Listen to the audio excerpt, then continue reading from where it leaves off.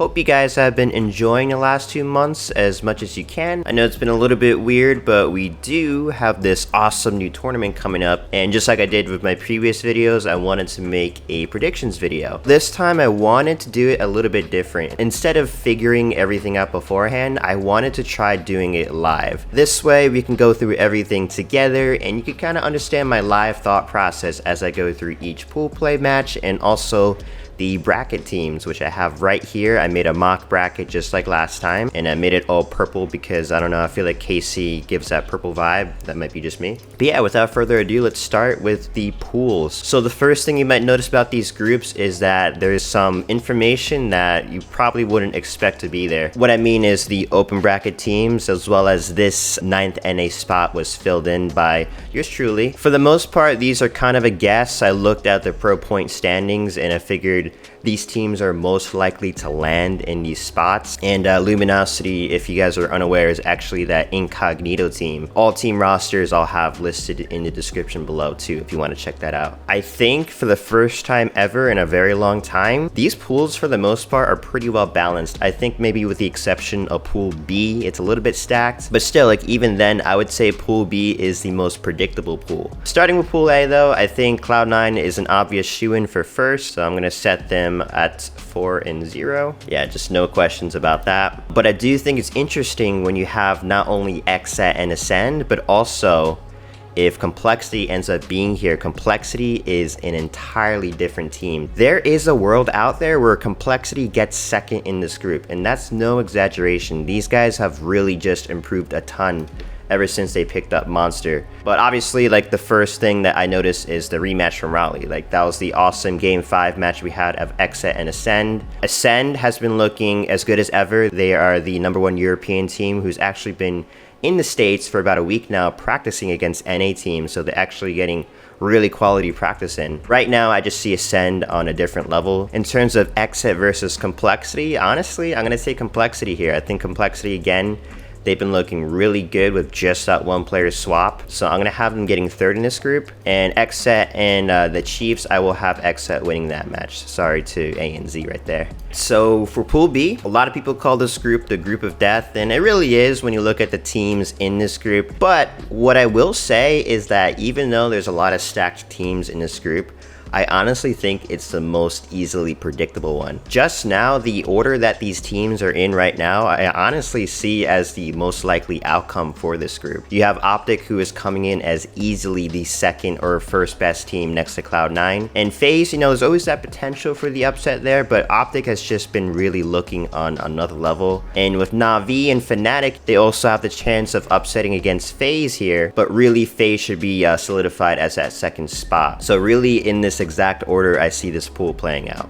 Now, when we get to Pool C, I do think it gets more interesting. We have eUnited, who is here to prove a point yet again. I think they proved a lot of people wrong at Anaheim. You have G2, who on one day can look like the best team in the game, and another looking like one of the worst. They're definitely the most, I think, unpredictable team when it comes to like the top rosters. And Quadrant is actually a really great team. They are, in my opinion, the second best EU team. I know Na'Vi recently beat them in the EU Super, but something about the way Quadrant plays, I'm just very impressed by the players, especially on that team. Cruelty, I honestly don't know much about, but I do predict Space Station, the new Space Station with Collect and Rami, to take this last spot. So when I see this group, honestly, I think there's going to be some tie breaks. I think there is a chance that G2 can upset eUnited, but there's an even greater chance that they're not going to be able to beat every other team in this group. I think there's a chance that Quadrant can beat either G2 or eUnited, and more so than like FaZe beating OpTic or Ascend beating Cloud9 for sure. There's definitely some room for error in this group.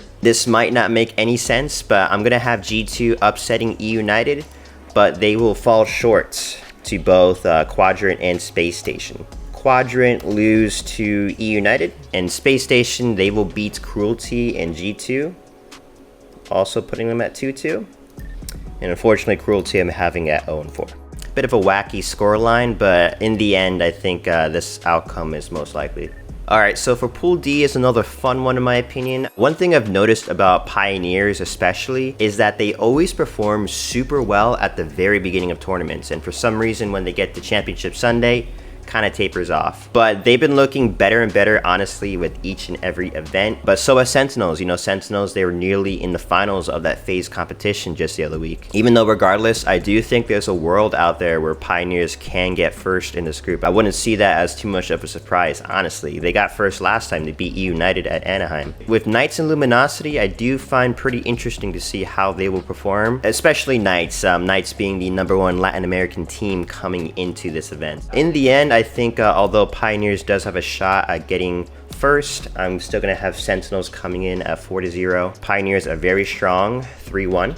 The Pittsburgh Knights gets third, and I'll have Luminosity, aka Incognito, coming fourth. Alright guys, so in the end, this is what I have as my final placements for pool play. I could stop here, but you know how we do it here, we take it a step further. And I'm just going to take a second to insert these teams into my mock bracket, which I have the exact placements of where each team is going to land. So that's super cool. We can actually accurately predict this. So again, I'm just going to take a second to do that, and we'll be right back. Okay, so I just filled out all the teams where they should belong, and this is what our final bracket looks like. And for the elimination bracket, I did have to squeeze it a bit. There are some matches that happens before this, but I just didn't have room for the size of these boxes. So these teams just assume that they'll win a few matches before they actually get to this position. But anyways, looking at the winners bracket, I mean, it looks pretty standard, nothing too crazy in my opinion. We do have this FaZe versus Cloud9 matchup right off the bat, which I don't believe we've seen this early in a tournament so far. Again, you know, it's a very similar situation with OpTic. I just think Cloud9, they're gonna be on a different level. So Cloud9, I'm gonna have moving on to the next round. And with Sentinels and Quadrant, you know, it's going to be interesting to see how Quadrant fares in this pool, because if they beat eUnited, that puts them in a position where they face Pioneers, which is a very hard matchup too, honestly. I think looking at this matchup though, I'm fairly confident that Sentinels will take this and go to the next round. Alright, eUnited and Pioneers. Now, this is Pioneers' home tournament. In their minds, they definitely want to win this event, and I've been seeing them put so much work to attain that goal. eUnited last time, they started Anaheim kind of slow, and with Pioneers, they excel all the time at the very beginning of tournaments. Pioneers actually beat eUnited last time in pool play. Granted, it's a different tournament, but I'm gonna say that Pioneers will pull off the upset here once again. I'm having them defeat eUnited in round 1. OpTic versus Ascend. Now, I am super excited to see this matchup. My friend Tiberius Audley, who's one of the co-hosts on my live show, he summarized the way Ascend plays pretty well, where they're basically the European version of Pioneers. They're super fast, never really take a break, and sometimes it can be too fast for their own good. But even then, you know, OpTic is just so strong. I think no matter how well Ascend does, OpTic is just going to be able to clutch at the end of the day, even if it comes down to just individual talent. Moving down into the elimination bracket, I'm going to fill in the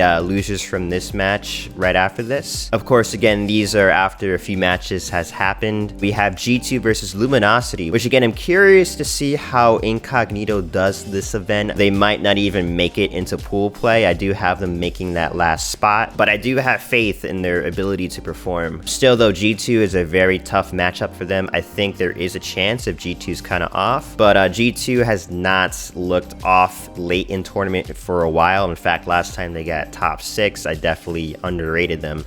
So I'm having G2 win this matchup. Alright, Complexity Fnatic, that one's hard. That one is tough, to be honest, because I really want both teams to succeed. Top 16 is rough. Top 16 is rough no matter how you look at it. Again, Complexity looks like a completely different team ever since they got monstered. But Fnatic last event looked amazing. They took Cloud9 to game 5. They are completely different on LAN. Alright, you know what? Honestly, I'm going to do a random number generator. I'm going to say that Complexity is 1 and Fnatic is 2. So let's just see what we get. We got 2. Alright, so Fnatic moves on, which is the team that I do think has the more likely chance of moving on. So Na'Vi versus XSET. So Navi's interesting because once upon a time, they used to be that team-infused roster, at least 3/4 of it back from Halo 5. And I think their like whole storyline is very similar to Sentinels, because Sentinels, they used to be the best team in the game back in Halo 5 when Cloud9, or 3/4 of Cloud9 came in to kind of reign in their parade. And same story, we have Na'Vi and Ascend. So now Na'Vi's really looking to get their form back up, and they have. Just like Sentinels, they got top 3 at the last online event in their respective regions, and they've been looking better and better. With XSET, you know, it's kind of tough because they're definitely very good, but when I think about the progression of where we had from last event till now, I haven't seen much improvement. Whereas with Na'Vi, these guys are proven on LAN, and honestly, I just have more faith in them at the end of the day. I'm gonna have them moving on to the next round. And finally, we have Knights, the LATAM team, against Space Station. This one's another tough one. Looking at it at first glance, you know, you would think just the players in Space Station would win this matchup, but we haven't even seen how Knights plays. There is a chance, honestly, that just having a lack of exposure against the higher competition of NA and even EU for that matter, they're not going to be able to really catch up as quickly as they might expect. I feel like when it comes to this matchup, I think that Space Station's going to take it. Just get a feeling. So moving on to round 2 is a matchup that is probably going to be one of the most anticipated matchups of the weekend. I think regardless of how pool play goes, this matchup is bound to happen, and that is Cloud9 versus Sentinels. And it's going to be really interesting because last time, Cloud9 completely shut out Sentinels. Like, it was not even close, just total domination. But that was back then with Royal 2 just getting on that roster. This time, it's definitely going to be very different, especially with how good Sentinels has been looking recently. Frosty especially has been putting in a bunch of time in the game. And you know, we got to be honest, the big question mark here is gonna be LethuL. What type of LethuL are we gonna get at this tournament? Because I feel like however LethuL plays determines the outcome of Sentinels in general for the entire tournament. And I'm not talking about just his KD. I do think it's indicative of how well he's performing, but what LethuL does for his team is different than what Royal 2 does for his team. But still, when you look at stats like damage output and damage taken, LethuL is still suffering in these areas where he should be excelling. Now for Cloud9, Cloud9 again, they lost the last FaZe Invitational. Granted, it wasn't an official tournament, but they did take it pretty seriously from what I saw from stream replays. They weren't just, you know, messing around. Granted, they probably weren't as heavily practiced as OpTic, but they have undoubtedly put in the time since then leading up to this tournament. And I think when you see Cloud9 versus Sentinels, Cloud9's going to be prepared. They're going to be fresh off of a win against FaZe. I think they should win this match. Pioneers versus OpTic. This matchup did happen at Raleigh. I actually saw it live in person, which if you're attending KC, I hope you guys have a lot of fun. I unfortunately could not make it this time, but I will be working for the content team once again for the event, so really excited to be a part of that. Anyways, last time OpTic versus Pioneers, you kind of saw that gap just in terms of team cohesiveness. I think Pioneers is a team that excels really well when a game is in constant flow, but whenever it comes to actually closing up and clutching up or just making decisive moments in games, that's where you see a team like OpTic or even eUnited from last event step up and make those right calls just based on experience. And you know, that's the number one thing that Pioneers suffers from, that experience when it comes to late game decisions. And I will say, with their losses in the last 2 tournaments, they are learning. So I do think this series will be closer, but I still think when you compare the talent that is in OpTic Gaming, especially with how well they've been looking in the last 2 months ever since they picked up Formal, they are the best team online right now, and I have no doubt they'll be one of, if not the best team on LAN. So I'm gonna have OpTic move on to the winners bracket finals against Cloud9. Alright, so this part of the tournament is super important. This basically decides like what placings a lot of these teams are going to get. So firstly, looking at FaZe versus G2. This matchup has happened before. We had it twice at Raleigh. G2 actually smoked FaZe in the pool play matchup, but when it came to bracket play, they actually had this exact same matchup in top 12 or top 8.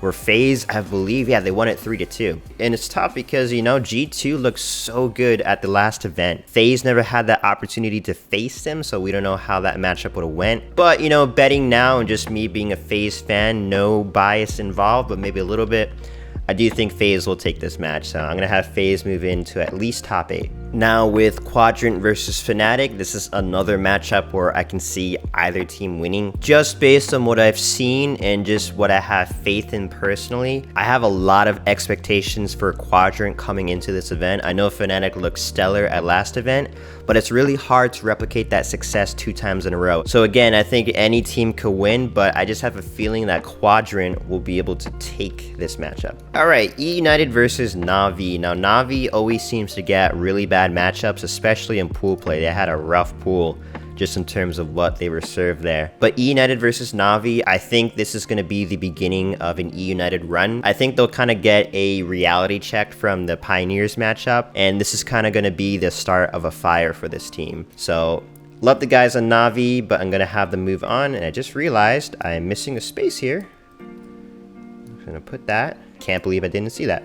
And with the Send and Space Station, again, I love the guys in Space Station. Collect and Tylenol, if by chance you guys are watching this, I'm very sorry, but I'm going to be having Ascend win this matchup. So with those matches, that leaves G2, Fnatic, Na'Vi, and Space Station all getting top 12, which is obviously not even close to the placement they're looking to get, but I think it just goes to show the level of competition that we've grown to at this point in Halo Infinite Esports. There's a lot of teams that even a team like Complexity, they could get top 8 very easily. So even though I'm predicting how things might go now, predictions never work out. It just doesn't happen. This tournament, no matter what, is gonna have some surprises, so I'm really interested to see like what those surprises will be. FaZe versus Quadrant, I do think FaZe, looking at this bracket here, kind of has sort of a blessed situation just in terms of the teams that you see down in the lower half. That's a really rough situation compared to this one. But anyways, looking at this, I think FaZe should take this fairly easily. Gonna have them move on to top 6. Now Ascend and eUnited.